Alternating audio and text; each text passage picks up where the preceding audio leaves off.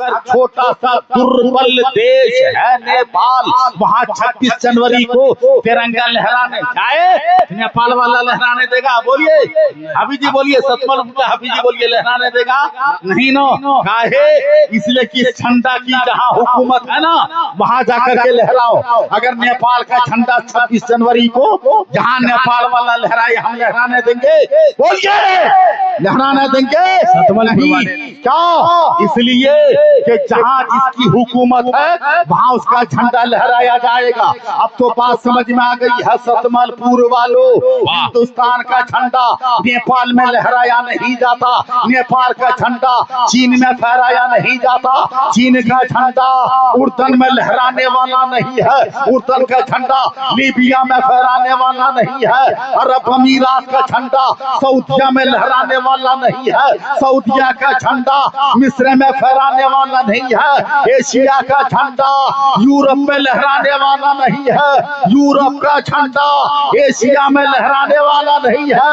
मगर बाहर मेरे आका हुसैन, जब जब आता है मुहर्रम का महीना तो मेरे हुसैन का झंडा यादे इमाम हुसैन में सारी दुनिया में लहराया जाता, सारी दुनिया में फहराया जाता।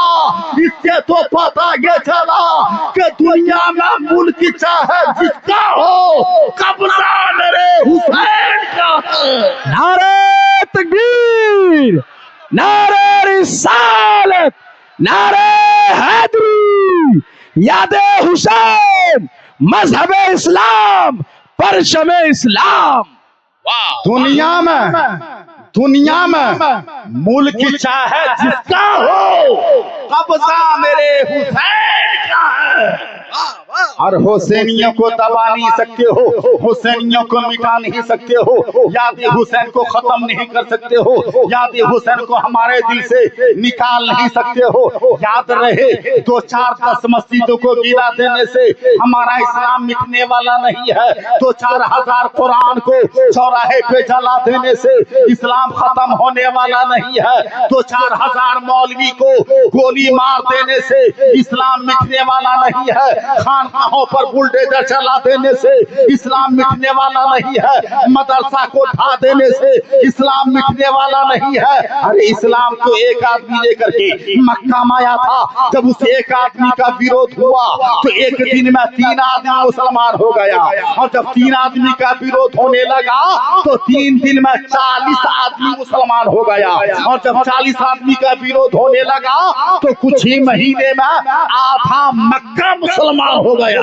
और जब मक्का में विरोध इस्लाम का होने लगा तो 500 किलोमीटर दूर मक्का से इस्लाम मदीना पहुंच गया। इस्लाम का विरोध होता रहा, इस्लाम आगे बढ़ता रहा, इस्लाम बदर से गुजर करके आगे बढ़ गया, इस्लाम हुनैन से गुजर के चला आया, इस्लाम ओहद से गुजर के चला आया। इस्लाम जब एशिया में आया तो आज सन 2026 में सारी दुनिया में सबसे ज्यादा किसी धर्म का विरोध होता है, उस धर्म का नाम है इस्लाम, और दुनिया में सबसे तेजी में जो धर्म फैल रहा है उसका नाम भी है इस्लाम। तो हमको कहने दो, तुम जितना तराशोगे उतना ही समा होगा, इस्लाम वो पौधा है, काटोगे हरा होगा। वाह वाह, बेशक, जिंदाबाद। और हाँ, यादे हुसैन हम मना रहे हैं, इमाम हुसैन का एहसान इस्लाम पर था, इस्लाम पर है और इस्लाम पर रहेगा। दुनिया जानती कि इमाम हुसैन ने सर कटा के कुरान सुना दिया। ए भाई, ये मखलूत मजमा, ए भाई इधर देख, बैठ जाइए। खल्त मल्त मजमा इधर देख। हमने पहले कहा था ना, माँ बहन पर्दा में रहे तो अच्छी है। अल्लाह की कसम, इमाम हुसैन की बहन, इमाम हुसैन की बेटी सैयदा फातिमा, इमाम हुसैन की बहन सैयदा ज़ैनब करबला के मैदान में यहाँ तक कि अपनों का सर दे दिया, खीमा जला दिया, सामान लुटा दिया, मगर पर्दा नहीं छोड़ा। बेशक बेशक, जिंदाबाद जिंदाबाद। पर्दा भी नहीं छोड़ा। और आज तुम, अरे कल वो 2 पैसे का लिबास पहन के भी पर्दे में थी। आज ये 2 लाख का लिबास पहन के भी बेपर्दा है। सही सही। जबकि कहा जाए याद हुसैन में आने वालों, अभी कह रहे थे माबादे करबला की बात, समाप्त करेंगे, बोलिए मोहब्बत के साथ सुभान अल्लाह। माबादे करबला की बातें कर रहे हो तो जरा गौर से सुनना। आपके समझ रहे हैं करबला के बाद यजीद 3 साल जिंदा रहा।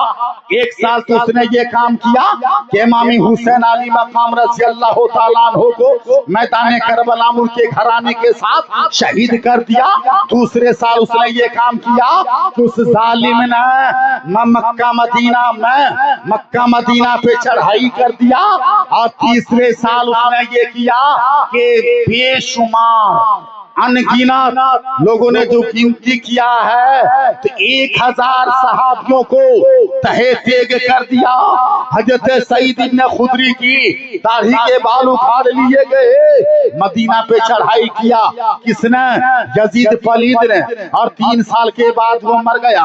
और मरने के बाद जमाना जान रहा है उसका है वतनाक अंजाम। जिस वक्त सैयदा ज़ैनब का बयान है कि जिस वक्त उनके सरों को शोहदा के सरों को बंटवारा कर रहा था, कटने के बाद 10 सर खूली के पास, 10 सर सेनान के पास, 10 सर हुरमला के पास, तो वो दिन 10वीं का खत्म हो गया था।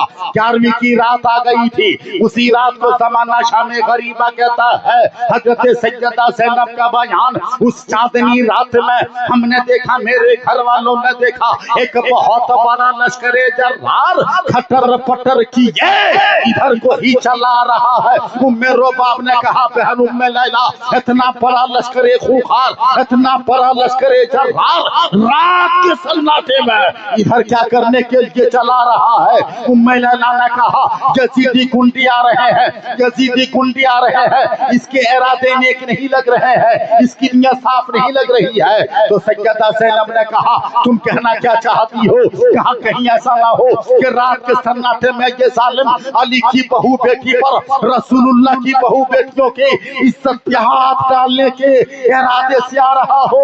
सैयदा ज़ैनब ने कहा ऐसा कभी ना होगा।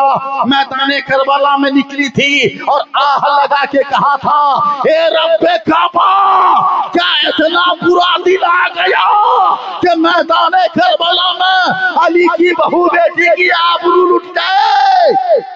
अल्लाह अल्लाह अल्लाह। इतना बुरा दिन आ गया। सैयदा ज़ैनब का बयान का ठहर जाओ, जब वो लश्करे जर्रार और आगे बढ़ाना, सैयदा ज़ैनब कहने लगी ओ लश्करे जर्रार आगे न बढ़ना, ओ लश्करे जर्रार एक कदम आगे न बढ़ाना, तुमको अल्लाह का वास्ता है अब कुछ बचा हुआ नहीं है, कोई शय बाकी नहीं है। बेटा था मैंने दे दिया, भतीजा था मैंने दे दिया, भाजा था मैंने दे दिया, और 72 जाने सारों को तेरे हवाले कर दिया। सबों के खून से तूने प्यास बुझा लिया है, सबके सीनों को अपने तीरे दफा का निशाना बना लिया है। अब क्या लेने के लिए चले आ रहे हो? खीमा को तुमने आग लगा दिया है, सामान को तुमने लूट लिया है, अब क्या लेने के लिए चले आ रहे हो? इतना कहना था कि लश्करे जर्रार थोड़ा रुका, मगर फिर आगे बढ़ा। और जैसे ही आगे बढ़ा, अली की बेटी के पतन में खूने हैदरी ने अंगड़ाई लिया और कहने लगी नकीब साहब हजरत आ रहे हैं कि जा रहे हैं? आप बोलिए भैया, हेलो बोलिए ना सुभान अल्लाह। सुभान अल्लाह सुभान अल्लाह। और जोर से बोलिए सुभान अल्लाह। हाथ उठवा रहे थे नकीब साहब, हाथ उठा करके बोलो माशाअल्लाह माशाअल्लाह। आपने पूछा हे मौलाना आप